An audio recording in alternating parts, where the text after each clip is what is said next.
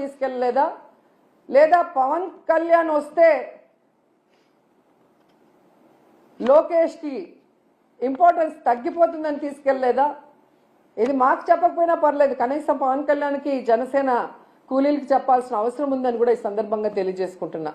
ఎందుకంటే అంత పెద్ద వేదిక మీద లోకేష్ సీఎం అయితే బాగుంటుంది, డిప్యూటీ సీఎం అయితే బాగుంటుంది అని ఎలా భజన చేశారో, ఆ భజన చూసి పారిశ్రామికవేత్తలు ఎలా అవాక్కయ్యారో కూడా అందరూ గమనించారు. సో చంద్రబాబు నాయుడు గారు, మీరు వచ్చి 7 నెలల కాలం అవుతుంది. ఈ రాష్ట్ర పరువు ప్రతిష్ట దిగజార్చే విధంగా మీరు పరిపాలిస్తున్న విషయాన్ని ఇప్పటికైనా గుర్తించండి.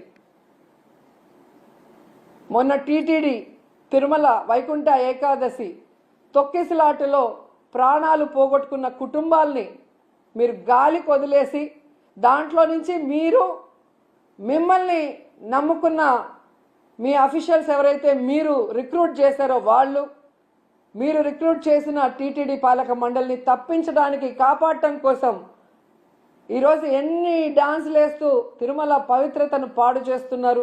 లడ్డూ విషయంలో ఎలా ఈ తిరుమల పవిత్రతను పాడు చేశారు.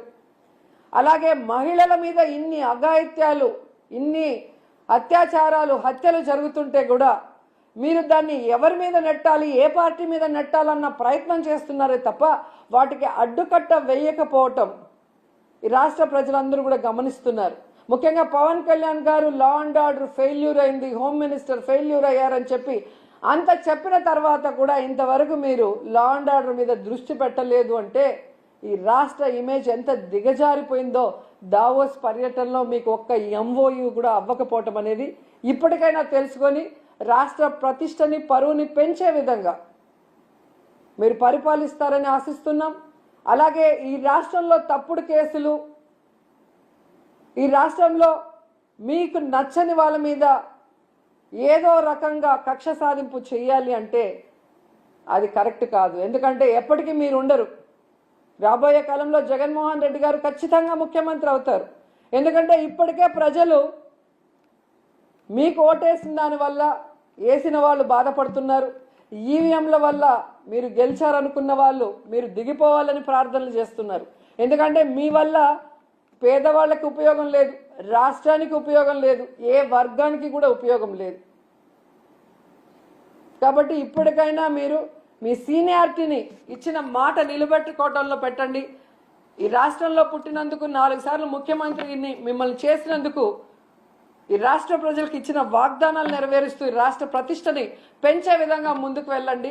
ఇప్పటికైనా అబద్ధాలు చెప్పడం మానేయండి అని కూడా ఈ సందర్భంగా తెలియజేసుకుంటూ, నిజంగా ఈరోజు ఒక్క ఎంఓయూ కూడా జరగకుండా వీళ్ళు తిరిగి రావటం వీళ్ళకి సిగ్గనిపించడం లేదేమో కానీ ఈ రాష్ట్రంలో ఉన్న ఒక ప్రజల్లాగా, అంటే ఒక ఓటర్ లాగా లేదా ఒక లీడర్ లాగా మేమైతే పక్క రాష్ట్రాల వాళ్ళ ముందు మొహం చూపించలేక సిగ్గుపడుతున్నాం.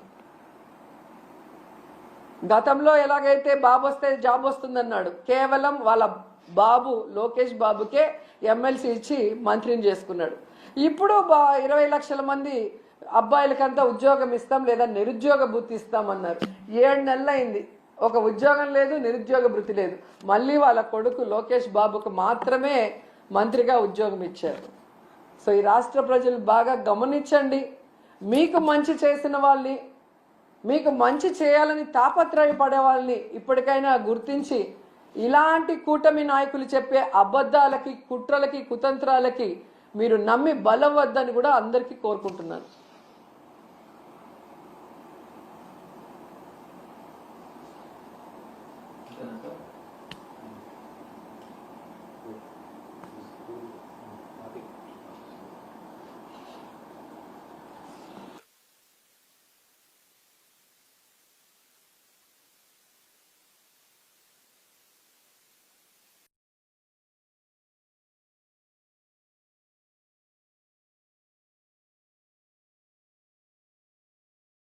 ఈ చంద్రబాబు నాయుడు, లోకేష్ చేస్తున్న పనుల వల్ల ఈ రాష్ట్ర ఇమేజ్ దెబ్బతినటం వల్ల ఈరోజు దావోస్లో పారిశ్రామికవేత్తలు ఒక్కటంటే ఒక్క రూపాయి కూడా మనకి ఎంఓఈ చేయకపోవడం చాలా బాధాకరం.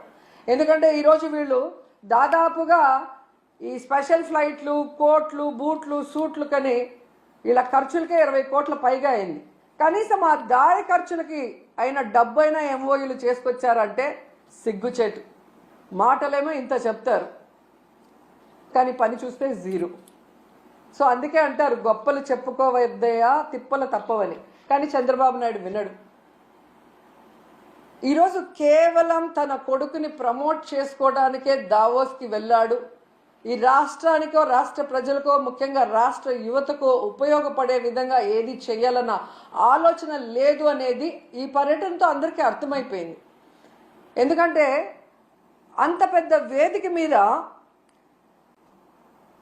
సీఎం చంద్రబాబు నాయుడు గారు మా రాష్ట్ర ఆర్థిక వ్యవస్థ చితికిపోయింది, చాలా పేద రాష్ట్రంగా మేము మిగిలిపోయాం అని అంత పెద్ద వేదిక మీద చెప్తే ఏ పారిశ్రామికవేత్త వచ్చి ఇన్వెస్ట్ చేస్తాడు?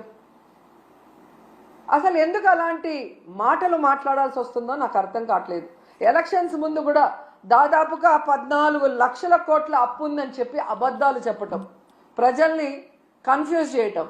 తీరా మొన్న అసెంబ్లీలో చూస్తే బడ్జెట్ డాక్యుమెంట్స్లో 6.5 లక్షల కోట్లు మాత్రమే అప్పు ఉంది అని చెప్తారు. రాష్ట్రం విడిపోయాక నువ్వే కదా మొదట ముఖ్యమంత్రిగా 5 సంవత్సరాలు ఉన్నావు. నువ్వు ఎంత అప్పు చేసి దిగిపోయావు, 5 ఏళ్లలో మేము ఏం చేసామో చెప్పాలి కదా జనాలకి. కానీ బయట ఒకటి లోపల ఒకటి మాట్లాడటం.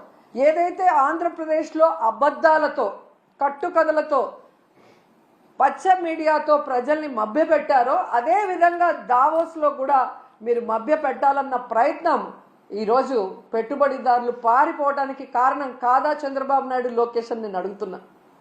ముఖ్యంగా జగన్ గారు ముఖ్యమంత్రిగా ఉన్నప్పుడు దావోస్కి వెళ్తే ఏ విధంగా 1,26,000 కోట్ల రూపాయలకి ఎంఓయూలు చేసుకొచ్చారో మనం అందరం కూడా కళ్ళారా చూసాం. అలాగే విశాఖలో గ్లోబల్ ఇన్వెస్ట్మెంట్ సమ్మిట్ ఏర్పాటు చేసి 13.5 లక్షల కోట్ల రూపాయలకి ఎంఓయూలు చేయటం మీ అందరూ కూడా గమనించారు ఈ రాష్ట్ర ప్రజలు. ఎందుకు ఇది చెప్తున్నానంటే ఈ నెలలో సాక్షాత్తు ప్రధానమంత్రి గారు శంకుస్థాపన చేసిన 1,85,000 కోట్ల గ్రీన్ ఎనర్జీ ప్రాజెక్ట్ని ఆ రోజు విశాఖ గ్లోబల్ సమ్మిట్లో జగనన్న తీసుకువచ్చిన విషయం ఈ రాష్ట్ర ప్రజలకు ఇంకా గుర్తుందని నేను అనుకుంటున్నా. అలాగే ప్రధానమంత్రి గారు శంకుస్థాపన చేసిన బల్క్ డ్రగ్ ప్రాజెక్ట్ కూడా జగనన్న ముఖ్యమంత్రిగా ఉన్నప్పుడు ఇతర రాష్ట్రాలతో పోటీ పడి తీసుకొచ్చింది. దానికి భూమిని కూడా జగనన్నే తన హయాంలో కేటాయించింది నిజం కాదా అని అడుగుతున్నా. సో జగనన్న తీసుకొచ్చినవి మీ గొప్పతనంగా ప్రధానమంత్రి గారిని పిలిపించి మొన్న హడావిడి చేశారు తప్ప మీ పరిపాలన చూసి, మిమ్మల్ని చూసి ఒక్క ప్రాజెక్ట్ అయినా, ఒక్క పారిశ్రామికవేత్త, ఒక్క పెట్టుబడి అయినా పెట్టాడని నేను అడుగుతున్నాను. జగనన్న విశాఖలో గ్లోబల్ ఇన్వెస్ట్మెంట్ సమ్మిట్ పెడితే అదాని వచ్చారు,